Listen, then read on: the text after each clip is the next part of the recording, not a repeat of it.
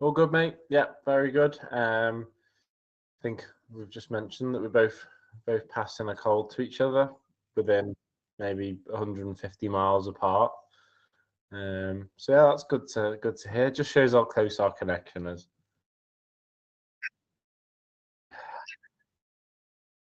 Traveling through the phone waves or whatever.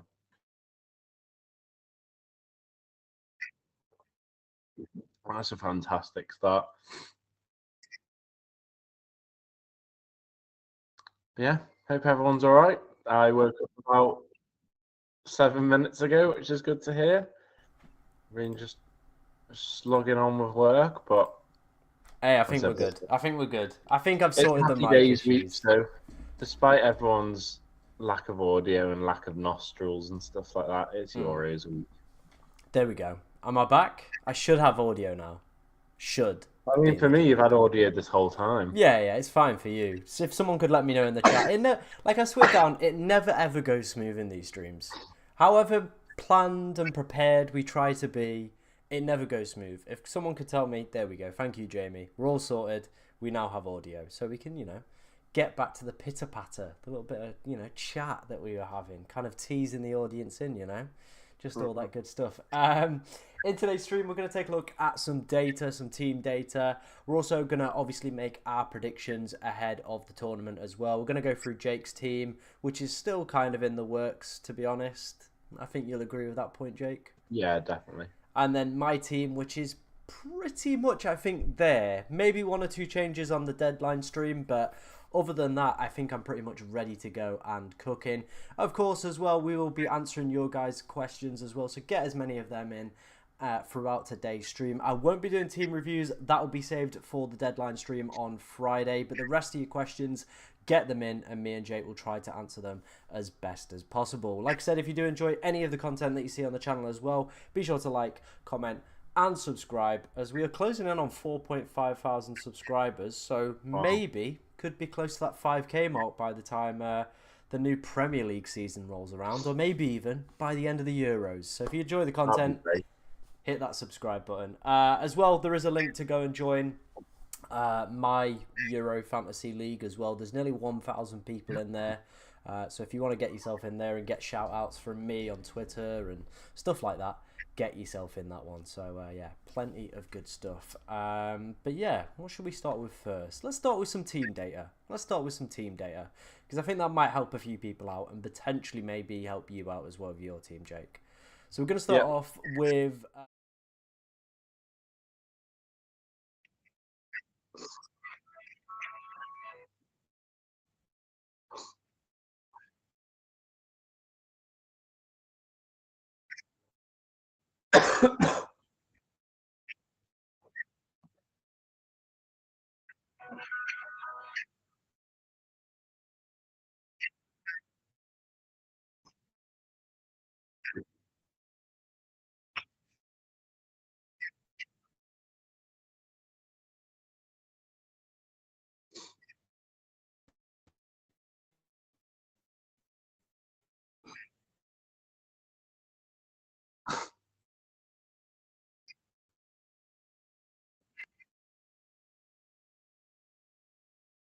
What have you done? Oh, Thomas. it's a stinker, isn't it? Really. There we go. Um, There we go. You'll have audio again. well, I mean, I think fortunately, at least you had all of the statistics on the screen, so everyone knows what you were kind of saying, Yeah, even if yeah. it. If people can lip read, they'll be fine. Hopefully, that's the last of those issues, and hopefully, we should be fine. Um, Um, well, you asked me who springs to mind there of anyone that stands out. I mean, if you want me to pick someone that isn't just a clear and obvious, they've got really good games. I'd say Ukraine probably have the nicest group stage run hmm, of nations, maybe that you wouldn't fancy to go that far in yeah, this tournament.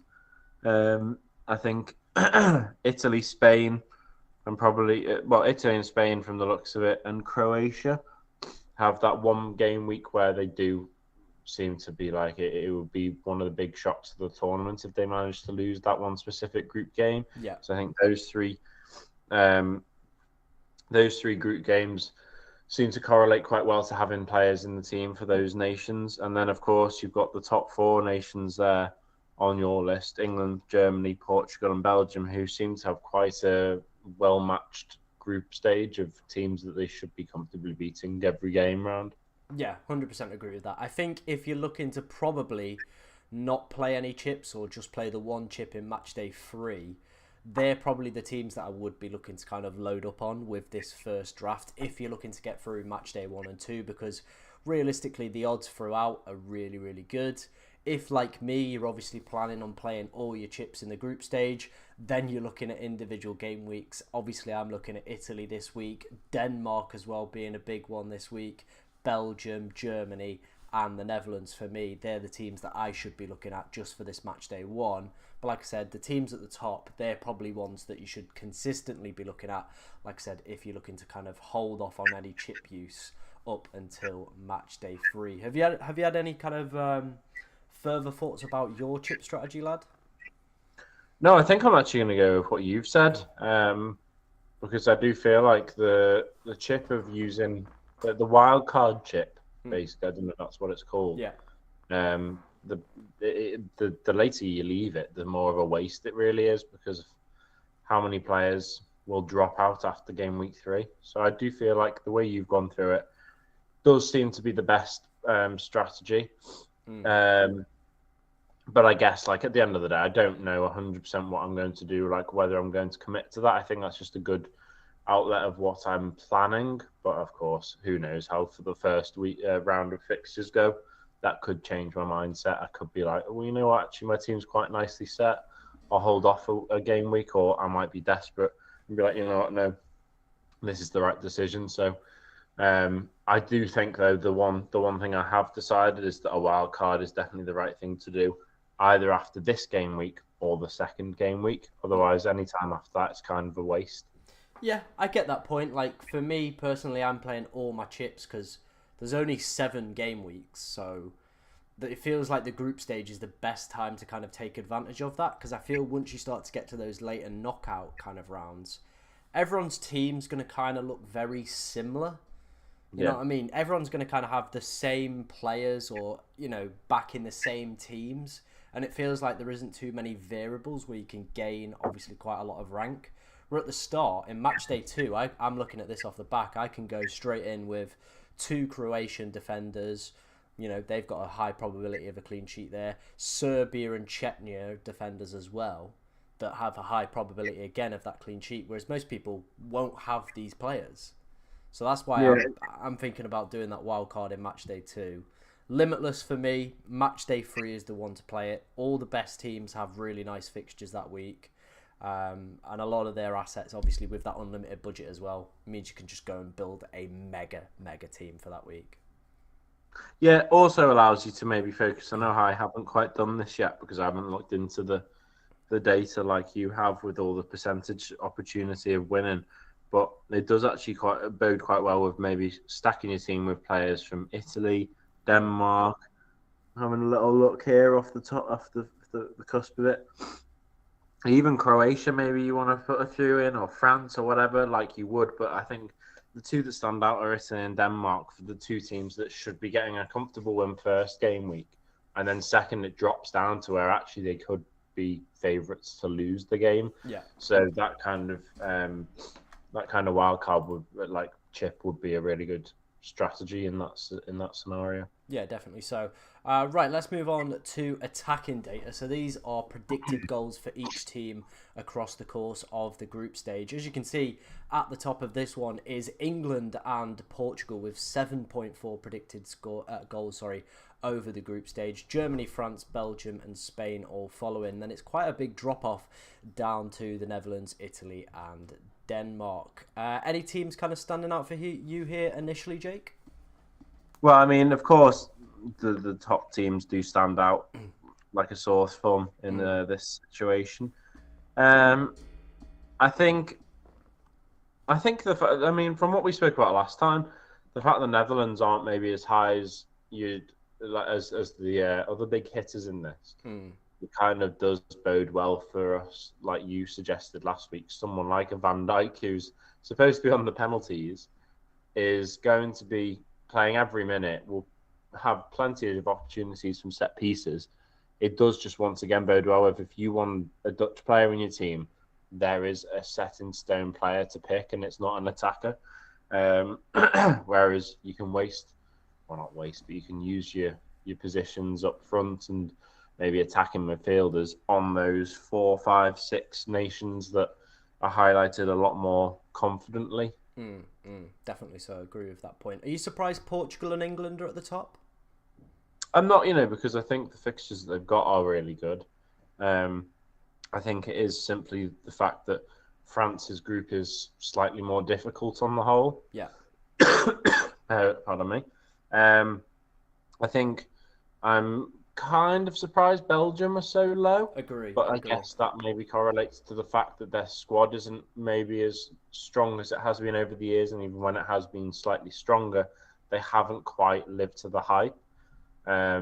But yeah, I think if anything, I would have thought Belgium could have snuck up a bit higher. I think it's going to be really interesting to see how Germany do as well, because they have not really turned up the past few tournaments yet. They're hosting this time, so you would imagine there'll be a bit of a turnaround. Yeah, 100% agree with that. Kind of alluding on to what you briefly mentioned in the last section about targeting, obviously, certain match days with certain teams.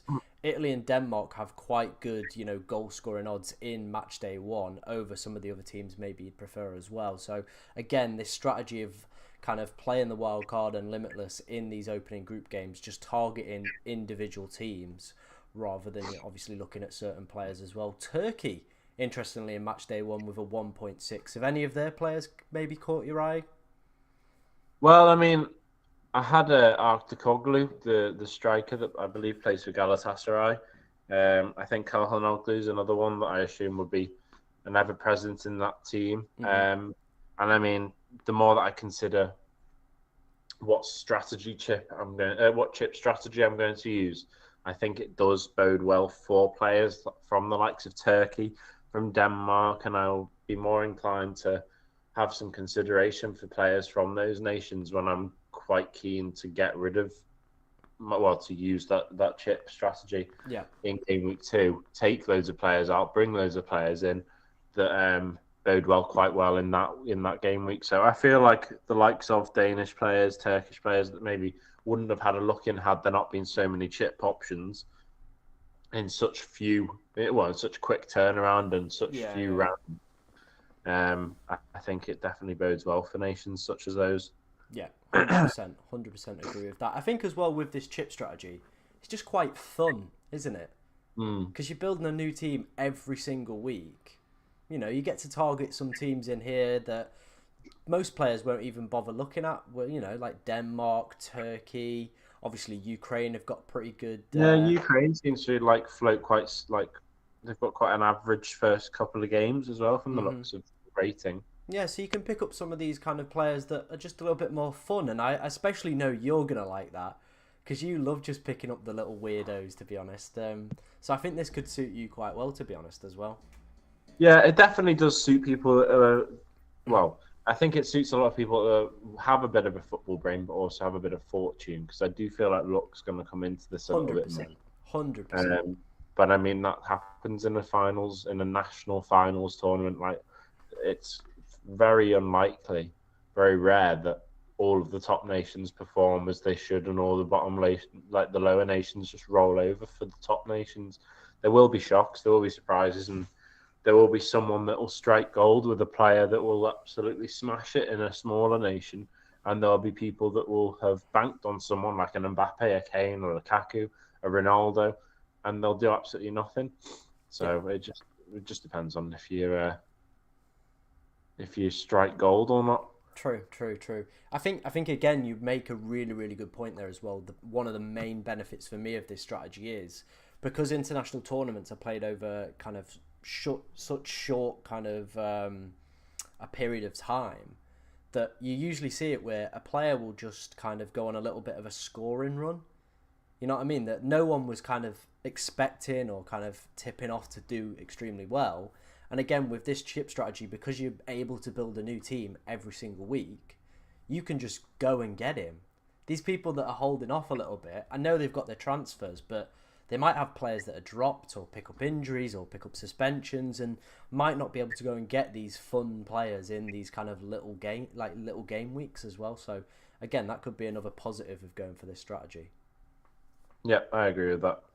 100%. Right, before we move on to Jake's team, let's answer some of your questions. We've got Golden Goal Fantasy Football in the chat, a very good friend of mine as well. We did a stream together last week or the week before. Unfortunately, Jake, you were replaced. I am sorry about that, mate, but it is all right, mate. But would he have made this kind? Would he have made it if he was dripping with snot and coughing his lungs up? No. His question here is about Ronaldo. He says, "Are we on Ronaldo over Kane yet?" He says his head's been turned like Love Island.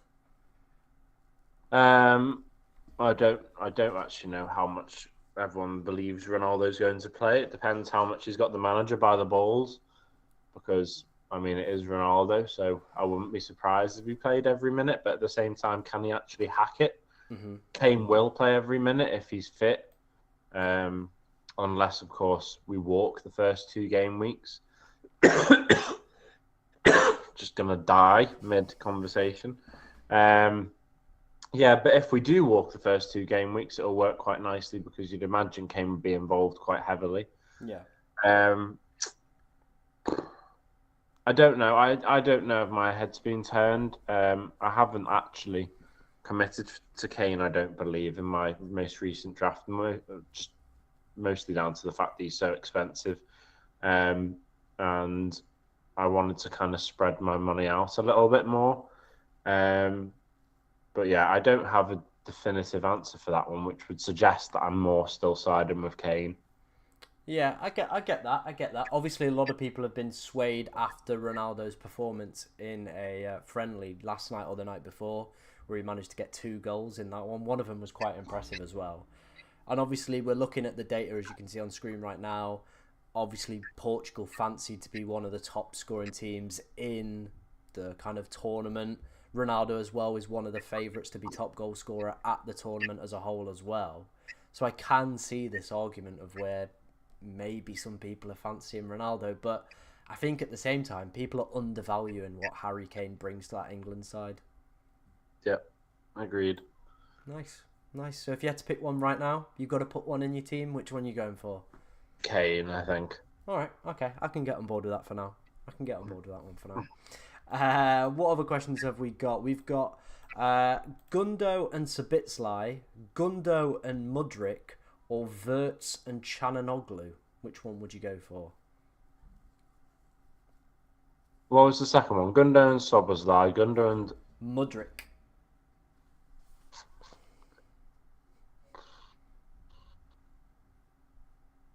I think I'd be tempted to go for Gundo and Mudryk, you know. Wow. Okay.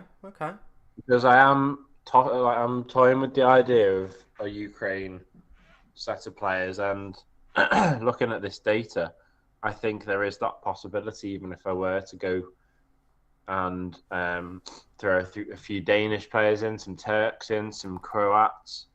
Like, I feel like even if come game week 2, I'm tempted to take those nations out, I think if I had a Ukrainian player or 2 in from the first game week, I may be tempted to keep them in for that second game week, because like it seems on here, the likelihood of scoring and getting a result do seem to be quite well. They do seem to be in their favour for the first 2 game weeks, so they could go under the radar. But once again, just depends on how they kick off their tournament. Yeah, agreed. The only thing I'm going to say is somebody in a group chat I'm in pointed out a really good Ukraine player that is cheaper than Mikhailo Mudryk.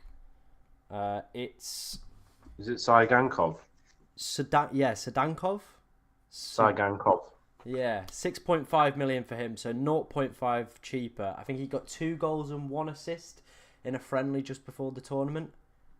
Well, in that case, maybe it's worth him going Gundo and Saigankov, and then he's saving a bit of money. Yeah, 100%. I think the only benefit of going for Gundo and Sabitslai is they are obviously the key talisman of the kind of sides for both of them, both on penalties. Szoboszlai as well takes a lot of free kicks and corners for that Hungary side as well, which is always a good thing, and is very good at ball recoveries. So again, Have they another got quite metric. a difficult group game, group stage? Is it? Have they got Germany in there? Is They've it got Germany? Germany, Switzerland, Scotland. Yeah, because like the stats that you're showing on the screen don't really favour Hungary that much, which No, is a little bit surprising because I actually feel like they could sneak through that group, especially when you think that some third places get through, don't they? yeah, 100%, 100%. It does seem like it's one of those groups where out of Hungary and Switzerland, whoever turns up is going to come second. That's how it feels to me, to be honest. Yeah, you'd imagine so, but And kind maybe of we're overwriting, maybe, overlooking Scotland. I don't think we are, but maybe we are. Who knows? What other questions have we got? What is my chip strategy? It's limitless in wildcard in match day 2, limitless in match day 3. That's mine at the moment. What other questions have we got? Is Cancelo nailed? There's a great video from FF Bobby. Go and watch that if you've not already seen it. He goes through every single team and predicts the lineup. Really good watch. Gives lots of good reasons why certain players are going to play, and he did have Cancelo playing, so I do believe he should start that first game as well. Skamaka or Chiesa? Who do you think outscores the other? I would say Skamaka. Hmm. I would see him as an out-and-out striker. He's had a great season at Atalanta from what I've seen, but granted that has just been in the Europa League predominantly. But he has been a top performer for them. He's played for Italy quite a few times. I believe he scored against England as well, one of the previous fixtures that we played against Italy. So he clearly has got his opportunity in the Italian side, and he's definitely more of an out-and-out striker than Chiesa is. Agreed. I think as well, the manager dropped him in the last set of internationals, and what it's done is just kicked him up the arse. I think the only game he failed to score in from that period was the Europa League final itself, but still looked quite good in that. But yeah, it definitely kicked him up the arse. So I think he's probably the one to go for, just for match day 1 though, for me, to be honest, with that kind of more difficult group kind of panning out after game week 1 for Italy. Yeah, agreed. Final question before we move on to Jake's team. Offcore has asked Trent Alexander-Arnold a good option, and he's also said is Virgil van Dijk off penalties. I haven't seen anything that would suggest otherwise, but I'll do some digging into it because obviously he's in my team. But Trent looks like he's going to be playing in midfield from some of the leaks we're seeing online. Do you think that makes him a good option at 5.5 in defence? I think so, yeah. I do think so. I think it'll be interesting to see how the interceptions and all of those points work. But yeah, I do think so. I think he'll also have the opportunity to take the odd set piece because as much as you'd imagine Trippier might be taking the majority of them to start with because of his experience for England taking them. If there's that opportunity where things aren't going well or he takes a dodgy one or two, I'm sure Trent will get his opportunity as well. So yeah, I think he's a great option to have. Okay. Are you potentially worried that he might miss some of the group games? Yeah, he may do, but I feel like that's the chance you take with a lot of the English midfielders. I feel like there's only a certain set of players, maybe Saka, Kane, and then Stones and Walker that are probably set in stone to play all of the games. Bellingham, of course, you'd imagine would, but even the likes of Foden, I'd say, are at risk of being substituted or rotated. Yeah, 100%. 100%. Right, we will answer some more questions at the end of today's stream, so do get them in throughout, and me and Jake will try and answer as many as we can at the end. But like I said, I will be live for the deadline, so if you want to come along to that, get your team rated by myself on stream. Obviously, drop a subscribe, hit the little bell icon as well, and that will notify you when I go live on Friday. But let's move on to Jake's team, and I'm going to let you take over, Jake. Talk us through it. Talk us through the plan. What's kind of the thought process behind all these players at the moment, and is there anyone you definitely think is staying and anyone you think is gonna go? I think, to be honest, I think I've done this and haven't really paid much attention to just how the fixture swing shifts, Mm. the difficulty of fixtures and the teams that are favoured in each game week flips over quite drastically for a lot of nations. So as even we've been doing this stream, I have been tempted into players, like I've said. My original draft included a Turkish striker. I've taken him out. I will bring a Turkish striker back or a Turkish player back or two even, especially now that I've pretty much ironed out what strategy I'm going to take with that. I'm just going to join you, to be honest, on taking that limitless after game week 2 and after game week 1, just going for the generic wild card. Yeah. Which means that I can have the players from the likes of Turkey, Denmark, Italy. I think I will bring the likes of Skamaka in. I think I'll bring, like you say, Saigankov. He's got a lot. He's a bit of a cheaper player that will feature. So I feel like this team is once again quite rough. It definitely has been shifted because, of course, I had the likes of Maguire and Spinazzola, who are both not in either of their nations' respective squads. I don't mind my front two, but once again, I feel like as much as I'm going to keep them, there is that chance for a shift, maybe because of the way that because of how many chip opportunities there are in such a short space of time. It does give that opportunity for you to actually take that gamble and maybe not have someone like Lukaku or Mbappe. And if you think there's a nation there that are missing out, that have a striker that could actually go under the radar and score more goals simply because they've got such a good fixture. So I will have to go back to the drawing board and look into that a little bit. So I won't waste too much time because I actually think, once again, it's just given me some good food for thought, this stream. Yeah. Because going from the back, Pickford, don't mind that. No. Like I said, Mikolenko, that's not too bad with Ukraine. I like the look of their first two fixtures, so having a couple of Ukrainians in my team is something I'm absolutely fine with. Van Dijk, well, it remains to be seen how his set piece taking, whether that was all just a big joke from Koeman or if he is going to be on those set pieces. But even so, I feel like he's a solid centre back to have. Because, like I've said, there will be opportunity for him to step in, get interceptions, score goals, and keep a clean sheet. Yeah. I've got DeMarco brought him in for Spinazzola, but now I'm tempted to do that double wing back decision with the Italians, like I think you had originally. I'm not sure if you still that, but I think for the first game week, Italy are one of those that you should be backing. And then midfield, Fernandes I'm happy with, and Foden is one of those where I was just thought, oh, screw it, I might as well give it a go. I was trying to find my way to get Kane in because he is so much money. I just thought, screw it, I'm just going to go with Foden because this could be his tournament.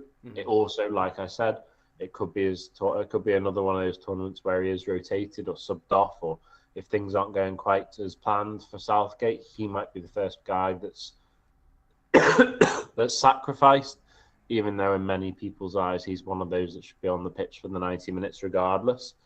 But yeah, I do feel like he is one of those that if we need to change things up, he might be one of the first to see his number go up for a substitution. So that's something to consider.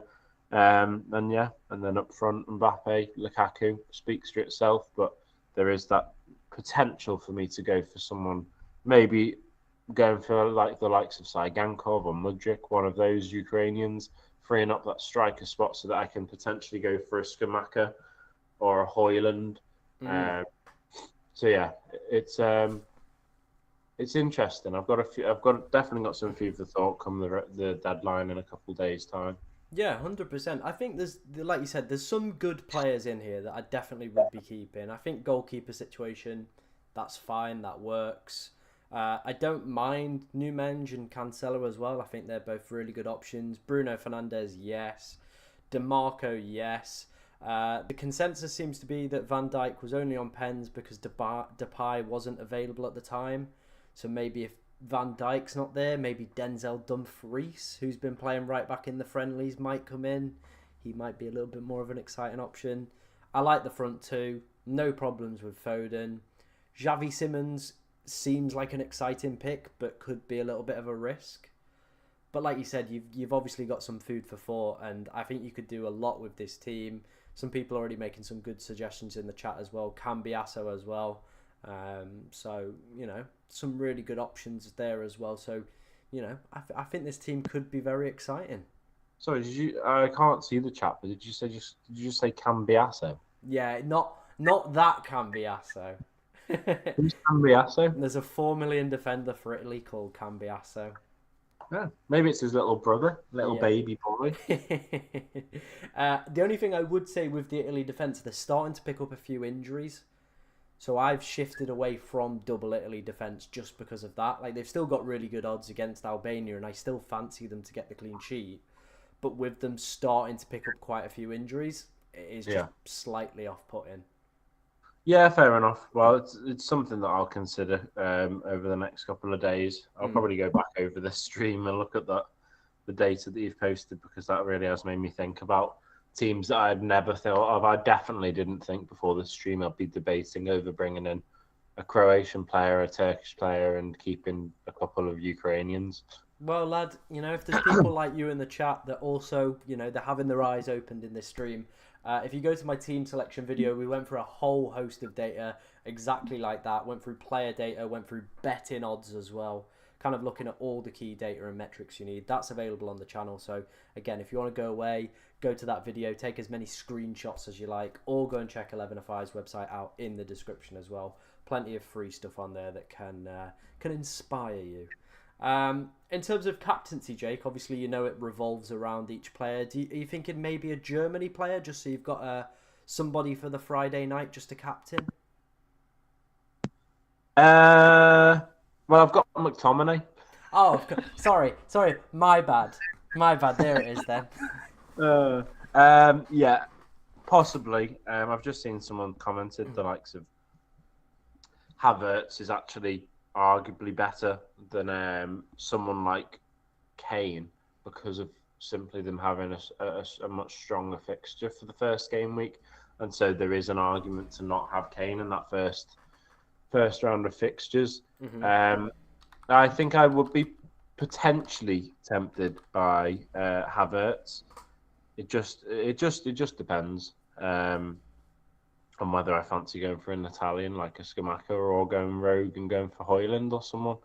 I don't know. I feel like the Portuguese, not the Portuguese, sorry, the Belgian and the French games are both quite favourable for Lukaku and Mbappe, so I'm reluctant to really delve too deep in a risk. And I feel like I'll stick with those two. But yeah, there is definitely potential for someone like Havertz, Scamacca, Højlund, Dubravik. What about Ronaldo? What about big CR7? Make you tempted? Yeah, potentially, but I feel like I'm happy with. I've got the two fullbacks for Portugal. I've also got Bruno. I feel like I'm quite happy with that. I think one maybe honourable mention would be Valavojevic. Nice, yeah. Get that one out there.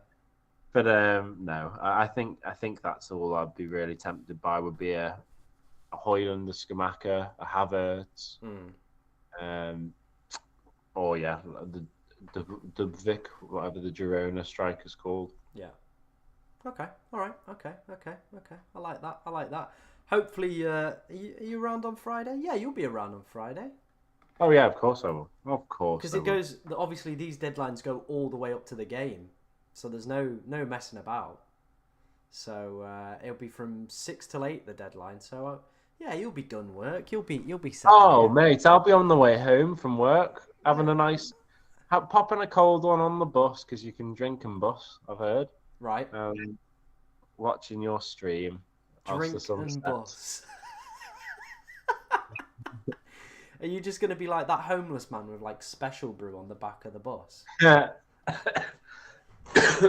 No, I can safely say I shall not be drinking on Friday, unless I miraculously feel better. Yeah. But no, I'll be curled up in a little bubble with your face on my screen. Oh wow. But yeah, no, I'm looking forward to it, and I'll definitely be chatting absolute shit when I'm like, I've got a back four of Denmark, Turkey, and Croatia. All right, lad. I look forward to seeing it, man. I look forward to seeing it. Right, let's move on to my team.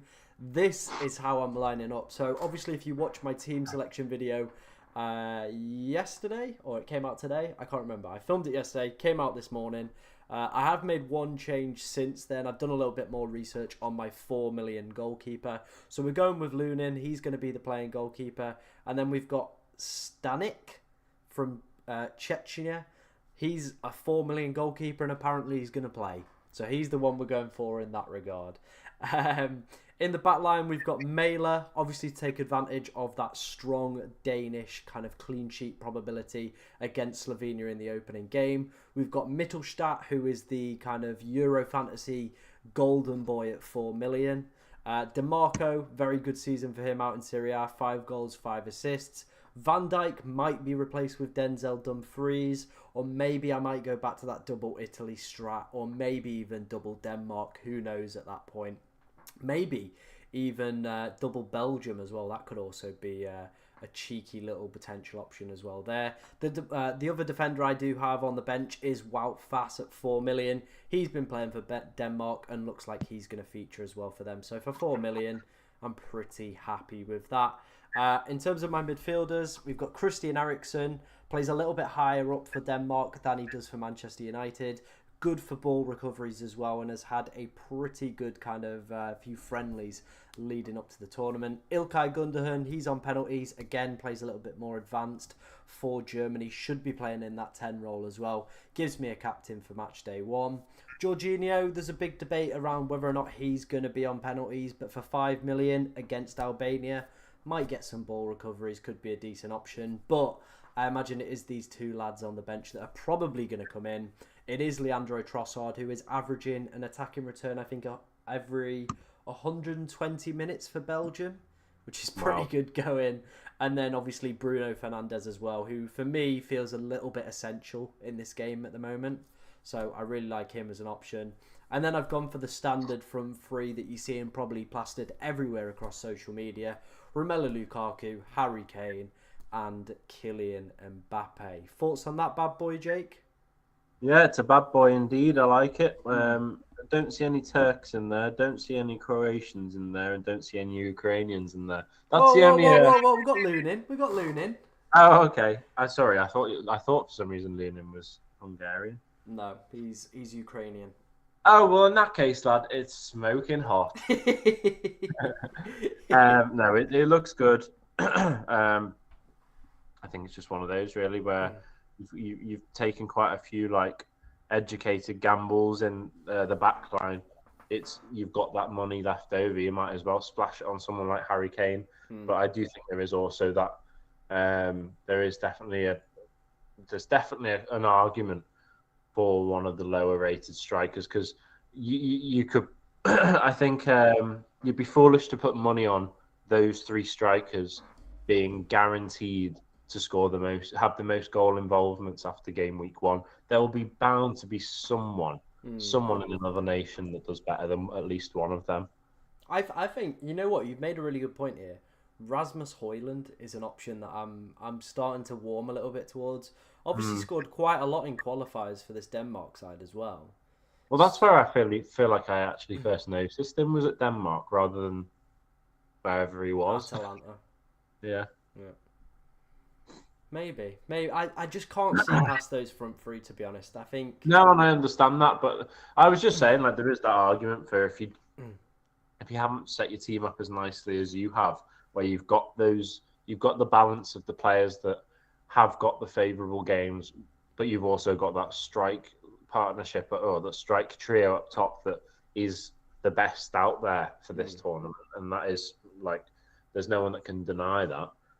But there is also that argument that if you have got players in your midfield or in your defence that have taken a bit more of your money up, there is that argument that you don't necessarily need Kane first game week and that you can take that gamble on someone else because, like I said, I think I would be very unsurprised if someone snuck into that top 3 for goals and assists. Say you have Kane and Mbappe or Lukaku and Kane or Lukaku and Mbappe as they've scored twice, got an assist, or scored the hat trick, or scored even twice and not done else, I could just see there being a Højlund, a Skamaka, a Havertz, someone from a team that we haven't maybe given much opportunity to because of how strong those three look on paper. I could just see one of those sneaking in and actually doing better than at least one of that front three. But why would you do it when you've got the money left over like you have? Like, I do feel like you've got a good balance there. Yeah, yeah. I'm just playing the devil's advocate for people that might be like, oh God, he's got it all balanced.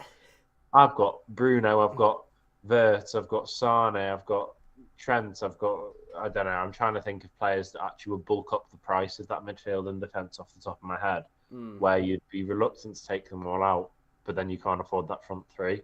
It's not the end of the world, and I think those chips, as we've mentioned, if you're willing to get rid, like use up those chips in the first 2 game weeks, there is still actually a bit of fun to be had there because you don't have to rely on having those front three in the first game week.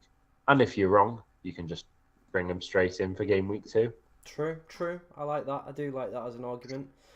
Is there anyone in this team you think, that I shouldn't have? No, not really, because I like because we are going for it purely for game week 1, because I know that game week 2 comes. You won't have maybe the Danish love. The Danish boys will be gone. The Italians may not have quite as much support either. You might have benched them or got rid They'll of them. be gone. It does drop quite significantly for them. And it allows you to bring players in that are backed a lot more. I think the only place maybe is, I was having a look at sorry. I mean, it depends, because you've told me that the Italians have quite a few injuries. I was having a look, like, do DiMarco and Di Lorenzo not play the exact same position? No, one's a left back, one's a right back. Is that for club and country? Yeah. Yeah. Fair enough then. I thought they were both played on the left, to be honest. Nope. Well, that finishes that conversation. At least I don't think so, anyway. But I know, like, from all the lineups they've been doing at Leeds, it's been a left back and right back for both. Fair enough. So yeah, but yeah, I think if I was to make any changes, I think it would be Virgil van Dijk out is the only change I'm probably looking at making up until the deadline. And I think I probably would go for either Cancelo, or I think I would go for a 5.5, maybe Denzel Dumfries, and then get in another 4.5 million goalkeeper with a better fixture. Maybe Verbergen. I even think there's a shout for, if you think you're going to bring Trossard and Bruno in, there's also no harm in you taking that punt on a Trent. True. Because, like you say, very good point. Very good point. He could get subbed off. He could be shite. Like there's plenty of opportunity for him to have a lot of criticism come his way, but also beyond all that, he's clearly going to have at least that opportunity to perform. And from the looks of how he's performed in the friendly matches, even when he has just come off the bench, he's created chance after chance. So when you've got the opportunity to sub players out after a game week, and considering England are within the first few days of each round, it does go quite well for having an English player that may be a doubt. I think I'm actually quite tempted to have Trent in, to be honest, because of how cheap he is and the fact that you'd imagine he would start the first game in midfield. Yeah. Good point. Very good point. Like you said, I do have quite a stacked bench, so maybe I can take some gambles, but at the same time, may look. I guess you already are making the gambles with the likes of Jorginho, but I feel like someone like Trent would be a very good person to have in your defence when they aren't playing as a defender. I can get on board with that. Obviously, captain's going to float around. Probably not going to end up on Gundogan, but we've got DiMarco for day 2, Kane for day 3. Romelu Lukaku and Mbappe play on the same day, so it's a toss-up which way do I go. That's going to be a toughie if I have to go for that one. I'd probably go Lukaku, to be honest. He does have the better fixtures, doesn't he? So, I think so, especially if you put a bet on him. I have put a bet on him, yeah. Well, then do you just back yourself a little bit to make yourself feel a bit happier? No, you're a bloody FPL streamer, lad. You got to back your money. But Mbappe will probably be the most captain player. Exactly. So fight against the grain, lad. Fight against the grain. Maybe. And then if it gets to day like 5 and 6, we've got Trossard and Fernandez. So pretty tasty options. Not Trossard, just Fernandez. Sorry. No, Trossard might come off the bench for Portugal. You know. I've heard he's changed nationalities. He's going to Czechia. It's fine. Yeah. him and Strakic. Exactly. I think there's an N in there. You put like an R. There's like Stanik. Stanakis. Where are you getting the S? There's an S now coming in. I can't. To be honest, I'm looking at it on my phone. I can hardly see a word. Oh dear. All right. Let's answer some of your guys' questions before me and Jake wrap up. Let's see what we've got in the chat. A Turkey in a Bush, one of our channel members, has said thoughts on Rodri. Obviously, Rodri for me and Jake, if we're both going to play this strategy, would be an option for match day 3 when Spain play Albania. But in terms of a match day 1 draft, I'm not hot on it. Who do they have? Is it Croatia? It's Croatia game 1, Italy game 2, then Albania in match day 3. 6.5 million. A rough group, that isn't it? It is, especially when you consider as well, Shaqiri's at 6.5. You've got Ericsson at 7, Sabitslai at 7. We've got obviously our boy Sudakov at 6.5 as well. Sudakov. You know, there's a lot of better options for me personally with better fixtures in the opening 2 games. I love I'm laughing, but I'm probably like, if there's any Ukrainians watching, they're like, why is he laughing? He can't even pronounce it properly.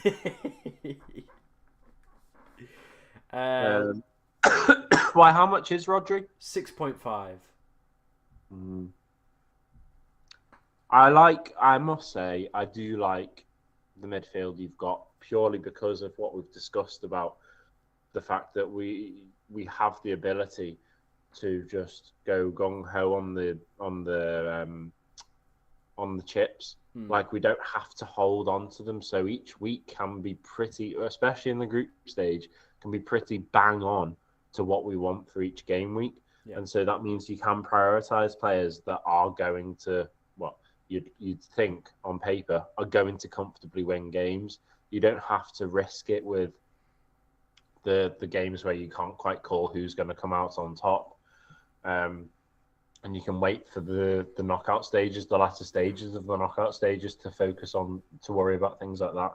So in this situation where you've got the likes of Ericsson, Jorginho, players that you never would have thought that if it was like a long season, maybe you'd go for someone like Rodri for that interception, for that ball recovery, for the consistency, for the penalties, blah, blah, blah.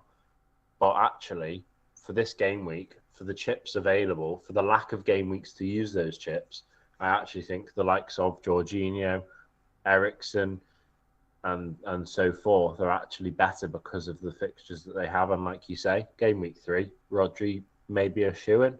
Yeah, agreed. Yo, Jack and Tom. So you've changed names. Good start already. What's the latest on Skamaka and Tielemans? Well, have they been caught together? I think we've kind of obviously already spoken length about Skamaka in this stream quite heavily already, so it's been quite pro Skamaka. Tielemans, he's okay, but again, I feel like there are better options to go from. I don't ever feel like I watch a game of him recovering the ball either. He just seems to be there. Yeah. He's not a bad player, don't get me wrong, and he's got a worldie in him, but I don't think he is actually that. I don't think he's the if Belgium win games, I don't think he's the guy that's going to make them tick. Of course, there's quite an obvious player that would make them tick in midfield, and unfortunately for you, it's not Tielemans. Not you, Tom, but like, unfortunately, it's not Tielemans. I don't think so. I think I'll be I mean, was he even saying, can you choose between the two, or was he fully just asking us for an update on the two of them? He just was asking our opinion on them, basically. Yeah, I like Skamaka. Mm. As you said, we've spoken about him in length, but yeah, Tielemans, I don't think I would be as bothered by. Does that Witzel still play? Yeah, he's been slotting in at centre back because Oh, obviously has it? they've not really had a kind of next generation of centre backs come through. It was Yeah, kind of because if it's he was playing as a holding mid, I think he would be more of an option because of that interceptions. yeah, yeah. But yeah, Um, no, no, unfortunately not, mate. I'm sorry. it's okay, Tom. He's also said, "What do you think about going for Bernardo Silva, instead of Bruno Fernandes?" Um, I'm not sure I can jump on that one. No, I I agree. but I like Bernardo Silva. He's a very good player, and that's not to say he won't do well. But I think like we were saying, well, like I was saying, like with each nation, there's someone that just makes you tick, especially in midfield. Of course, you need a superstar striker. A lot of the time, doesn't harm your side's chances when you're finishing off chances. But that person to make that person that's going to make Portugal go far in this tournament, I think, is going to be Bruno, and I think he's more vital to Portugal than Ronaldo is this tournament. Agree. I agree with that, 100%. Next question we've had Ronaldo, Saka, Trossard, or Kane, Trossard, and Sabitslai. Ronaldo, Trossard, And Saka, or Kane, Kane, Trossard, and Ryan, Sabitslai. Trossard. I think I'd go Ronaldo, Trossard, Saka. Oh, okay, okay. I mean, you know, Saka's going to play. True. Ronaldo, if he's done well in a friendly match, I imagine he's still going to start. Hmm. And like you say, Trossard's got some very good stats to back himself up. I think the only thing with Szoboszlai is the fact that he plays for Hungary, who have a pretty. It's a bit of a stalemate of a game where it could go either way. That Switzerland one, Yeah. I really don't know how to call it. I think if Hungary win, he'll be involved, but of course, I don't know. I really don't even know who the better side is on paper. I don't know who the bookies would prefer. I feel like Switzerland would have the edge, but is that by me going by prime Jordan Shaqiri and maybe their time's up? Maybe, maybe. Interesting, we've had another question on him. Shaqiri versus Chananoglu. Which one should I go for? I think game week one, you've got to go for Çalhanoğlu. Agreed. I think the fixture makes that answer quite straightforward. If they both had fairly winnable games, then I'd be maybe a little bit more unsure as to who to commit to. But yeah, I'd go for Çalhanoğlu. I think I'd be more tempted to myself, as in I think there is a chance I'd take a gamble on him. Okay, nice, nice.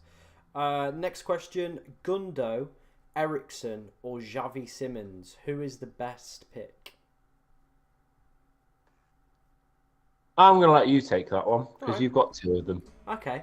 I think Ericsson is a pick just for match day one. Personally, just because of the fixture they've got.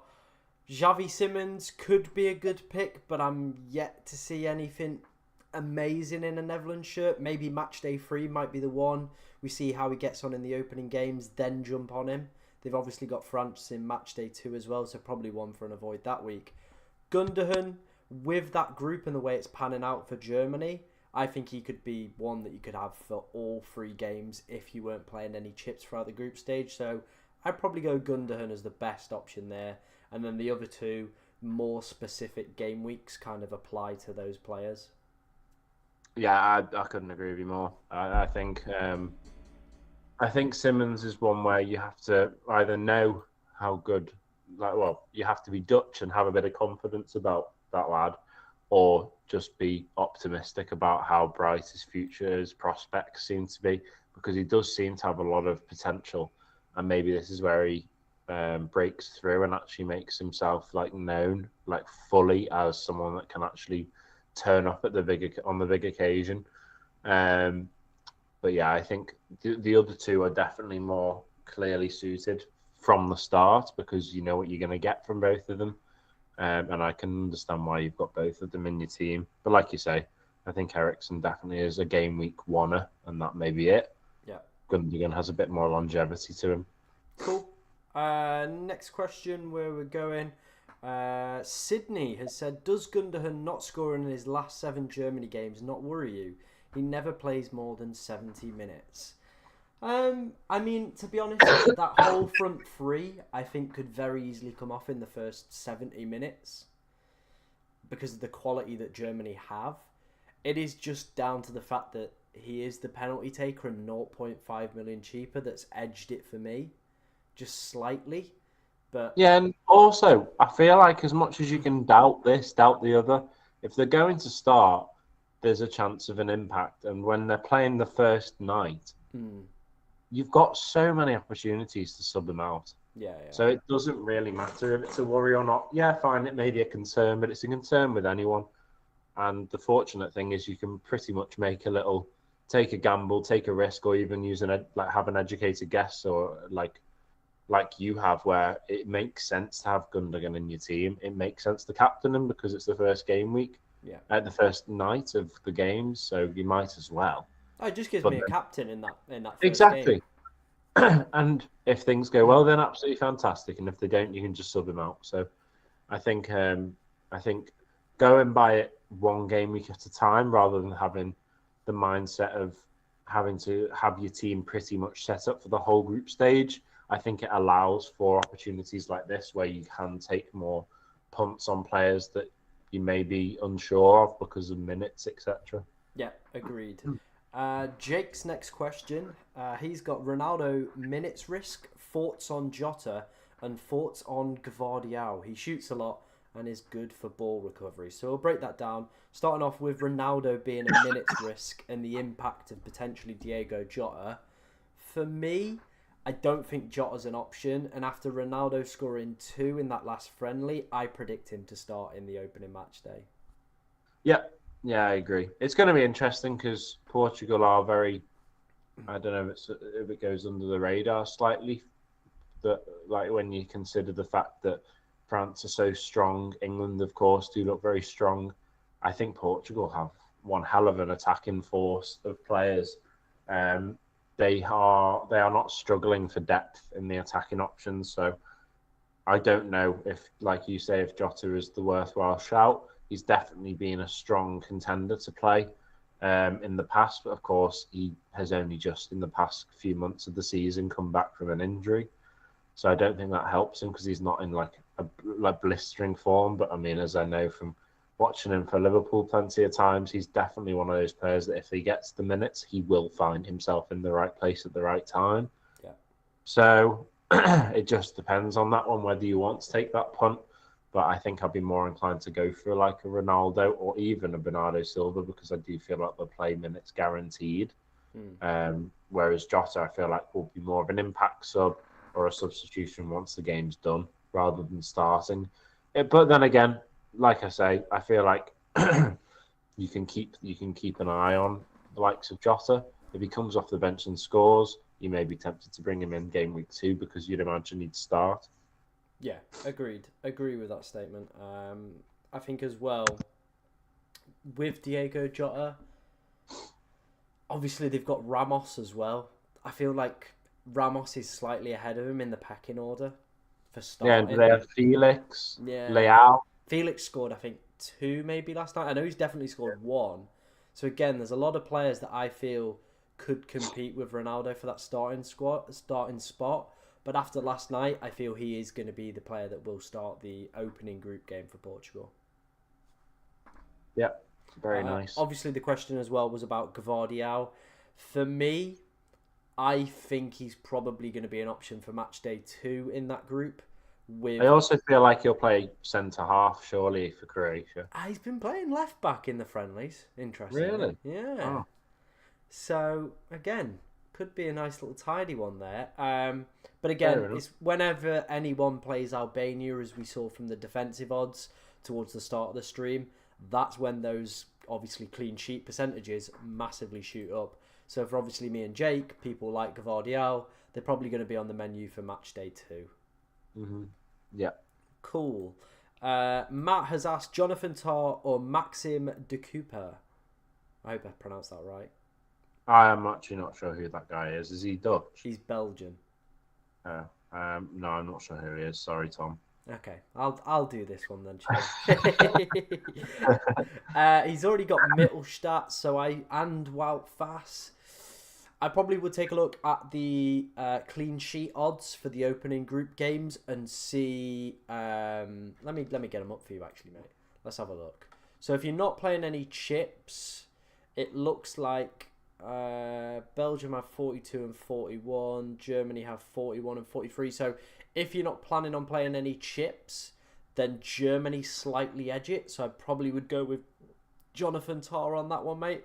But it's very minor kind of differences there in percentages. So I'd probably just go with a gut feel. I feel like De Cooper, again, if I'm pronouncing that wrong, I do apologise, does have that little bit more attacking threat than Jonathan Tah. So maybe that's something to potentially look at. Thoughts on Pedri as an option? Are you ignoring Helena's question? I can't read that. I don't know what that even means. Not de lu kommt nach Deutschland. I'm guessing it's something to do with Germany. Yeah, same. Yeah. I think that's a good. I think it's a good thing she said there. Yeah, me too, mate. It's definitely going to be something bad, and we're agreeing to it. Yeah. That's getting good. But yeah, go on. What's your thoughts on Pedri? I don't really have many, to be honest. I think once again, it's a place that you'd be more inclined to go for someone like Rodri if he's on penalties and is that kind of player that's going to be prone to ball recoveries. I think when you bring in a Spanish midfielder, and I think there's only one man there, with it being Rodri. So I think it's good that they don't kick off the tournament in style. They've got a tricky game against Croatia where, as much as Croatia may not quite have the minerals anymore, I don't know what to call from Spain either. I really don't know how to call that game. So fortunately they play Albania game week 3, so by that point we'll be able to discuss this a little bit more in depth. Yeah, agreed. David has said, planning on going for Ronaldo, Lukaku and Scamacca/Chiesa for game week 1 because of the easy fixtures. Thoughts? I think you're probably in a prime position for that one, aren't you, lad, to be honest? Yeah, no, I like that. I do like the fact that he's gone for that. David, fully go for it. I'm fully behind you on taking that gamble. I think the only player that you may just want to just be careful about is leaving out Mbappe, because like you say, he's probably going to become that game night where France play. He will be the most captain player. Yeah. So I think that's the only place that you may not be too. I may be a bit like what's the word? I may be a bit cautious about not playing Mbappe. Is all I'd say, just because I don't think their game is one of those where you can be like, oh, who's going to come out on top? You'd imagine France would win. You'd imagine Mbappe will play 90 minutes and be involved. Yeah. Whereas someone like Ronaldo, I don't think his game is all that much easier than the French game, to be honest. And I feel like Mbappe is more likely to last the game and to have an impact. So yeah, I feel like, if anything, I like the fact that you've gone for Scamacca. I do like that. I don't mind. Well, of course, Lukaku makes sense, and I don't mind Ronaldo. But of course, it's just that risk of leaving Mbappe out. I'm not going to be stupid and say 100% leave him out. I really don't know how that one could bode. But if you manage to finesse it, then fair play, because I do think that the fact that you've got these game weeks coming so thick and fast with such minimal opportunity to use chips, it gives you that opportunity to take more risk. So I like it. All right, cool. And do you want to just tilt your computer down slightly for me? There you go. There we go.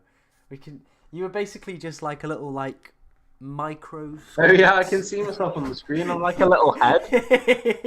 Sorry, I'll just come forward. There we go. Because I've been hiding, blowing my nose all this time. Ah, it's fine, lad. It's all good. Next question from Mikhail. I hope I'm pronouncing that one correct. He has said Felix or Lukaku. For me, there's one clear winner there. It's Big Rom. Yeah, Big Rom Dog is definitely the winner there. Yeah, 100%. Harry has said, I have 12.5 million for 2 midfielders. Already have Vert and Fernando's. I'm guessing you mean Bruno Fernandes. And Gross. Who should I get in? Thanks. Gross? Oh, no. Oh, no. Get Pascal Gross out of there, Harry. Get him out of there. Get him out of there. I think it is dependent on chip strategy. Obviously, if you're like me and Jake, you're looking just to target basically match day by match day. You've got some really good picks for this week. You've obviously got Çalhanoğlu from Turkey. You've got the Ukrainian boys, any of those ones that you want to go for. You've got Christian Eriksen as well, Szoboszlai. So they're probably some of the ones that you should be looking at. England midfielders, you know, they're taking a lot of people's fancy. I think Foden's definitely the first name that I'd be tempted by. I like Saka. I know Saka will perform for England like he always seems to, but I think this is a really good opportunity to really show for Foden to really show the world that he is that guy. Okay. Oh, he's just put it in the chat. He meant Trossard, not Kroos. He has Gross on the mind. You know what though, lad? Get Trossard. You know, you gotta get Gross in now. That's it. You've done it. Fast Gross and Trossard and Tielemans. Can I afford that? Next question. Thoughts on Cambiasso, Guehi, Vidmar and Fiat? Pick 2 of the best budget picks. I mean, Cambiasso is a great one. England's defensive clean sheets, all good, so I can see why Guehi's a popular pick. Do you think like the squad numbers suggest Guehi starts? I think he does, but those squad numbers were a bit sus. How come? I don't know. Just because I feel like it does suggest. I guess though, at the same time, you'd imagine surely Luke Shaw's not ready to start. You'd think so. You would think so. So you'd imagine Trippier, number 12, would be in the left back, but then that's not a massive surprise. But the numbers would suggest that you'd have Rice, Bellingham, and Trent, and then maybe Foden, Saka, and Kane, which would then leave. Yeah, it does suggest maybe Guehi starts over Dunk, which, to be honest, I prefer.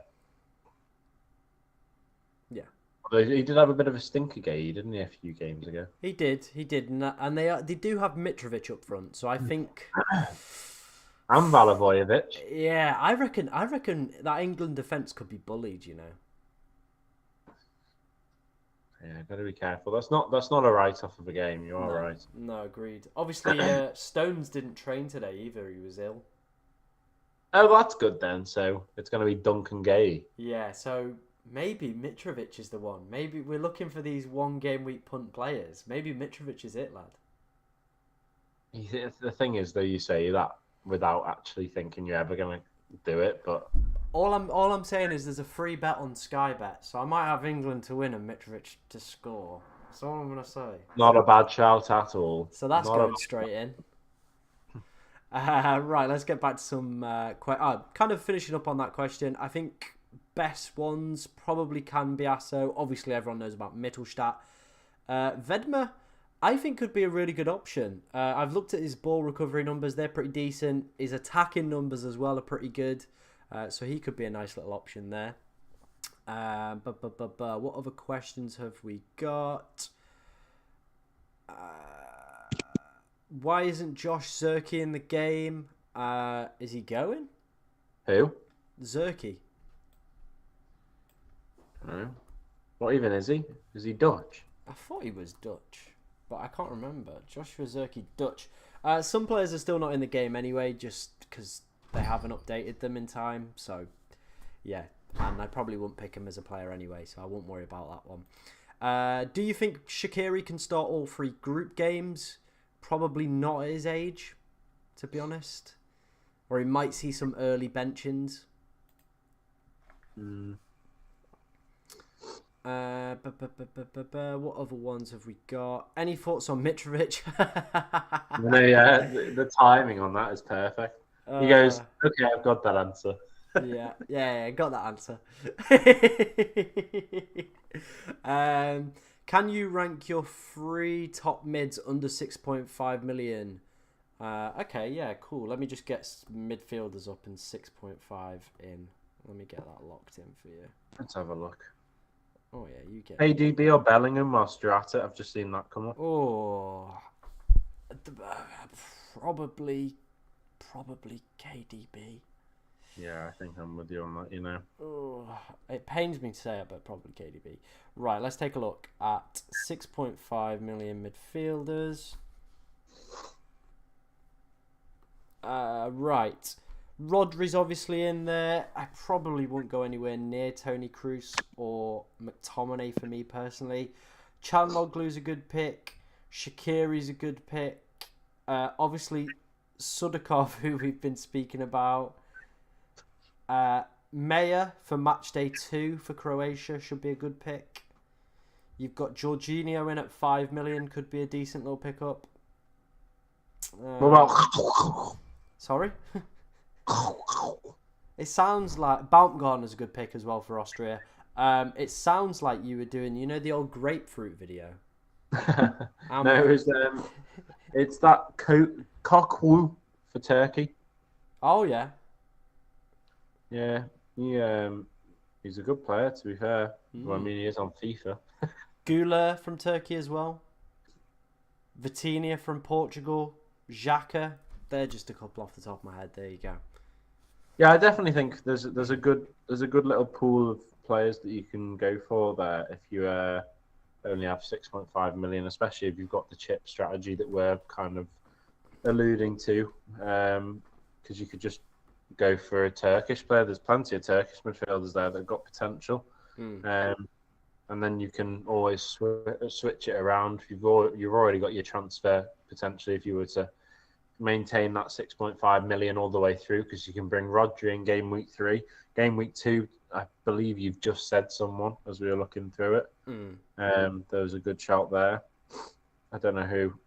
I don't know whether Switzerland have Scotland game week 2, but Shaqiri's there. So yeah, there is definitely room to manoeuvre within 6.5 million budget for a midfielder, especially if you're going to take those transfers game week by game week. Okay, all right. FPL Matty Win a lot has said, Tom, it's 6 months past Christmas and you still have your Christmas decorations up.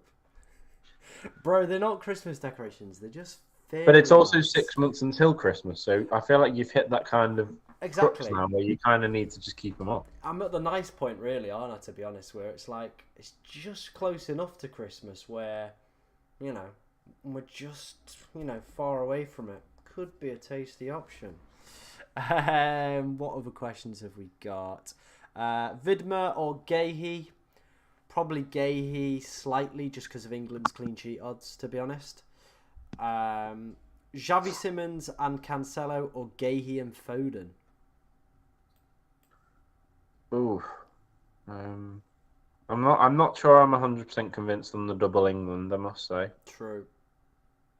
I'd probably go for Xavi Simons and Cancelo, but I mean, the price tag of Xavi Simons, the price tag of Foden, you can probably get someone that's better suited to this game week rather than those two potentially. Like if you were to have Cancelo, who I like, maybe you could go for someone in midfield that's just a little bit cheaper than. That is Xavi Simons' price tag. I imagine he's not entirely cheap. Xavi Simons, I don't know. 7 million. Well, then there you go. When we've just been through some 6.5ers who definitely could fit the bill there, maybe go for Cancelo and one of those Turks, because I do feel like Turkey are a good place to start for game week 1. Cool. That's me done. Yeah. Nice. You left that on a good point. Thomas Souček could be a decent option from match day 2. Yeah. Chechnya I think they played Georgia match day 2, if I'm not mistaken. So, could be looking at some Chechnya boys in the team for that one. Why did someone call them Czechia so much? Sorry, what do you want me to call the country? Or the Czech Republic? No, it's Chechnya now. It's Chechnya. Chechnya. Yeah, Where's the N come from? Oh, it must be the N that I took from the goalkeeper's name. exactly. That N floats about in Chechnya. It does, lad. It does. Do you think France would keep a clean sheet in the first two matches? Thinking of spending the Hernandez money somewhere else. They've not got the best odds. Let me just get that one back up. 34 and 25. I think you'd be a lot better looking at the likes of Belgium, Portugal, Germany, and England for defences. Yeah, Even agreed. probably Ukraine over going for Yeah, France. even Ukraine, I was going to say, yeah. Yeah. So, Yeah. that answers that one. Very nice, very nice. We're getting lots of questions here. I'm liking this. Shaqiri or Vargas or just keep Chananoglu? I'd just keep Calhanoglu. Yeah, cool. Vidmar or the I did this one earlier. Cooper. I'm thinking I want more of an attacking threat than Tar. I'd probably go for the Belgian defender out of that one then. That's probably what I'd go for that one, mate. Which one's that? I'm not saying his name again. I've probably butchered it about 5 times, to be honest. Trossard and Verbergen or Saka and Stanek? Do you think Lunan will start? Yes, I do think Lunan will start. So, I mean, you could go for Saka and Thingy, but Trossard and Verbergen's a pretty good combination as well. Yeah, agreed. I agree with that. Yeah. Thoughts on England mids? Most are costly and at minutes risks because of bench quality. Who do you prefer out of the England midfielders? Like we've said, I think Saka's guaranteed game time. Bellingham's guaranteed game time. Foden, I feel like this is his opportunity, but also there is that risk that Southgate could be quite keen to rotate at some point or change the game by Foden being that first man that's withdrawn in midfield. I also feel like there is that potential for Trent to have a shout as much as he's a defender, so that may have a bit of a extra bonus midfielder role there. But yeah, I feel like if you want to play it safe, Saka, safe for minutes, I mean, Saka's probably your best bet. Bellingham's probably your best bet for safety and hoping that there's some spark that comes from the games. Or if you want to go for someone that could actually just explode, then I'd go for Foden. There is, of course, a little bit more of game time minutes risk there. Yeah, agreed. I think Foden as well on the left notoriously doesn't do as well. Yeah. So that's an option to potentially think about as well. But a lot of things have changed since FPL Bobby has released that video predicting lineups. He did an updated one, came out yesterday, so go and check that out. I'm not saying that, Jake. You know what you're doing. You know exactly what you're doing, don't you? Is having KDB too much of a luxury? I think when Lukaku's 9 million, I think you can definitely go without KDB. And Trossard as well, as with his good positive record for Belgium, is a really good option as well. Yeah, I agree with that, especially with the opportunities to just flog him in once. Well, I don't know if you can say that. But if you just shove him in come game week 2 if he does actually set the world on fire. True. Final question before me and Jake move on to some just Euro-based questions and before Jake croaks and dies. Like I said, there will be a deadline stream on Friday from around 6 o'clock. I'll start that. So, like I said, subscribe, hit that bell notification as well if you do want your team rating. And, of course, if you have any questions ahead of the deadline. So this is going to be the final question. Mbappe, Ronaldo and Lukaku or Mbappe, Kane and Havertz? Oh.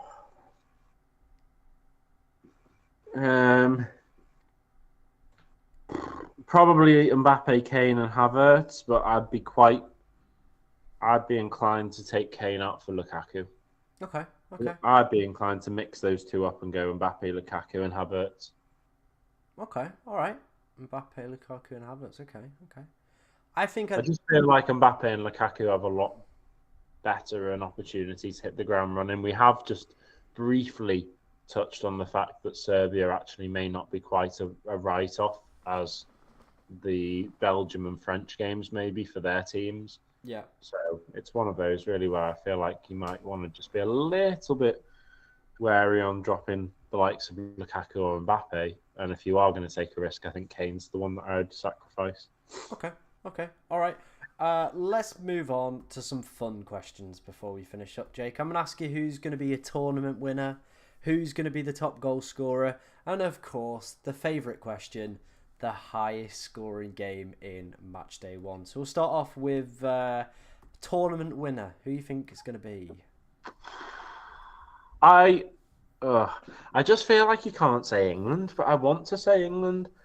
But am I just like one of those deluded fans? But I do feel like there has been some kind of progress. I just don't know how much the team's improved necessarily since the last tournament. So yeah, I think if I'm going to be realistic, I think we will win it if France don't. Wow. Okay. All right. Okay. Bold call. How about you? I think I'm feeling quite bullish on Portugal this evening. Okay. I think Germany might have a good tournament as well, though. Hosts usually do quite well. But I'm feeling quite bullish on Portugal. The team seems really good, lots of quality, a lot of big name players as well. So, yeah. Yeah, fair enough. I feel like I'm sure the fans will have.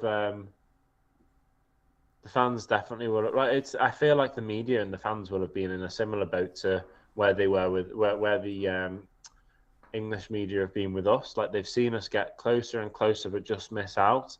Portugal have been the same, if not slightly better, because they've won the Euros in the last 10 years. They've won the Nations League, and then they've got to a semi-final of the World Cup and been shocked by Morocco. Yeah. So, like, really, like they probably should have got to a World Cup final 18 months ago. So, not a World Cup final. No, wait, hold on a sec. Am I screwing this over? Yeah, a World Cup semi-final against France. Yeah. So yeah, it's one of those really where I think Portugal, they, like you say, they are definitely improving. They just had that one, little jittery game against Morocco where I feel like they probably felt the world was against them, which it probably was. Yeah. Some people have been putting the dark horses in as well. I'm gonna ask you your dark horse for this tournament. Okay. I'm gonna go for Turkey. Okay. A lot of people's dark horses at the last Euros, and that went well. Absolutely awfully. Yeah, it was a toss-up really between them and Ukraine for me, but I'm going to go for Turkey. Okay, yeah, Ukraine I think is a decent shot. I'm going to go Denmark. Okay. I could very easily see them topping our group. Good. We might come third and go through. I know, like it's a possibility, but I could see them topping our group. Well, it remains to be seen. Some people have been putting flops as well, so I'm just going to ask you that as well. I'm just keeping you here forever. I think Croatia. I actually do think Croatia are going to be the big flops. I don't think they'll get out the group, and I just feel like it's because like they've been one of those teams. I mean, I think everyone says it every year, every tournament. Croatia aren't going to do that well, and then they just overachieve. But I do feel like finally, a 39-year-old Modric, or an almost 39-year-old Modric, surely he can't keep that side ticking. Yeah. To the levels that he has done in the past, and I feel like it may just be one step too far. So I feel like there's a chance that Croatia go out at the group stage. Okay, all right, okay. Some people are saying flop will be England. Very easily could be. Definitely could be. I'm going to go for the same group as you, but I'm not going to go for Croatia. I'm going to go for Italy. Oh, fair enough. That's a big call, to be fair. Like, it's a difficult group. They go quite far. It's a difficult group, though. They could very easily come third in that group and not get through. True. Like, if they just win the Albania game, go... Well, that Italy-Croatia game is going to be one hell of a game, isn't it? It is the battle of the flops, really. Tournament top goal scorer, who are you fancying? I think I'm gonna. I mean, I don't know if you're confident on it. But I do feel like Lukaku is a very good shout. Mm. I think the only reason why I might be tempted by someone else, like I think Mbappe would be the obvious alternative, and maybe even Kane, is just how far they can get in the tournament. But of course, you can have teams that like will lose in the first knockout game and still have the top scorer. So you know what? I'm going to go Lukaku. He's going to absolutely smash it in the first 3 games, get a goal when they lose 3-1 in the first knockout game, but it'll be enough for him to get that golden boot. Yeah, well, his odds have massively come in over the past few days. He was originally at 20-1, which is the price I've got him at. But I think he's come down with certain bookmakers to like 10. Wow. So there's a big shift. He was the Euro qualifying top goal scorer as well with 14 or 13. He averaged a goal every 43 minutes in qualifying. Bloody hell. So their group as well, like they could absolutely batter Slovakia in that opening game. Yeah, they really could. He realistically could get 2 in every group game, get 1 in the round of 16 and go out, but have 7 goals and finish as top goal scorer. Exactly. So someone's put top goal scorer Rasmus Højlund. Well, I mean, if they're going to be the dark horses, he's going to have to do something. Maybe. Who's the manager of Belgium, by the way? It's some random guy I've never heard of. Oh, really? Yeah.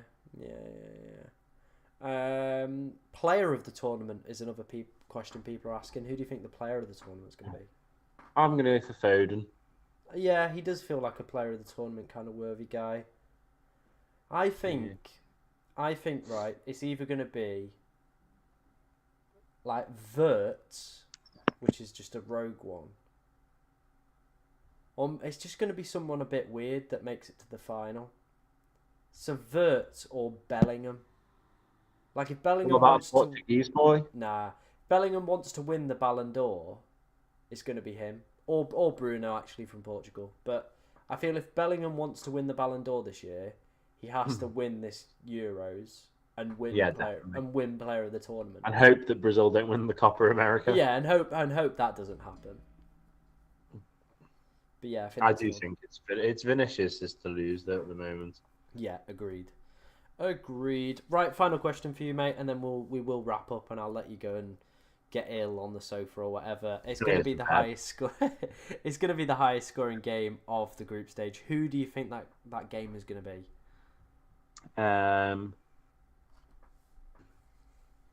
After all talk about how I'm not going to touch a player from that, I'm going to go for Spain and Croatia. Okay, nice. I'm gonna go rogue. You know, I either think it could be Belgium, Slovakia. Oh. I think it could be Ukraine, Romania, just as like a weird one, or Turkey and Georgia. Oh, Turkey. Yeah, Turkey. You said that with a bit of sass. Yeah. Did you see the comment earlier? Like, if you scroll back through the chat about Chechnya, someone was fuming that I kept saying Chechnya. Oh, really? They were like, "What about good old Czech Republic? They're what days." Chechnya. Yeah, no, I quite like. I know. I feel like Portugal should have too much against Chechnya. I think Turkey should have too much against Georgia. I do get the Belgium Slovakia one though, as much as we both tipped Lukaku to be in the running. Yeah. Sorry, I just thought I'd mute myself. It's fine, mate, it's fine. It would be such a typical thing for Belgium to absolutely choke. They could also be a flop, by the way. They could go far or they could go nowhere. Slovakia and Romania in their opening two group games and lose both of them. I know. Or just 2-0-0s. Very true. Very true. Like I've said throughout the stream, if you do enjoy any of the content that you see on the channel, whether it's the videos or these live streams, be sure to like, comment, and subscribe. Me and Jake will be back for more Euros kind of previews throughout the next few weeks ahead of all the match days as well. We'll try and slot in some of those. Obviously, there will be deadline streams as well for every single match day. So if you are looking for some last minute advice or any team ratings, get yourself along to the deadline stream on Friday, and make sure to ring that little bell notification so you are notified when I do go live. Final shout out from me. I have started a second channel. There's a video on it already of when me and my flatmate Sean, who you've probably heard in the back of these streams at some point, we went off to Sweden to go and check out their football culture. If you want to see me in a more relaxed and just general football setting, go and check that channel out. Again, link to that in the description, or just on the channel page. You can go and click it. But yeah, that's it from me and Jake tonight. Reach out on Twitter if you've got any other questions you want answering. But like I said, mainly come along to that deadline stream on Friday. So I'll be there. Jake's going to be there. Party already brewing. That's all I'm going to say for that one. Right, see you Friday, guys. Bye-bye.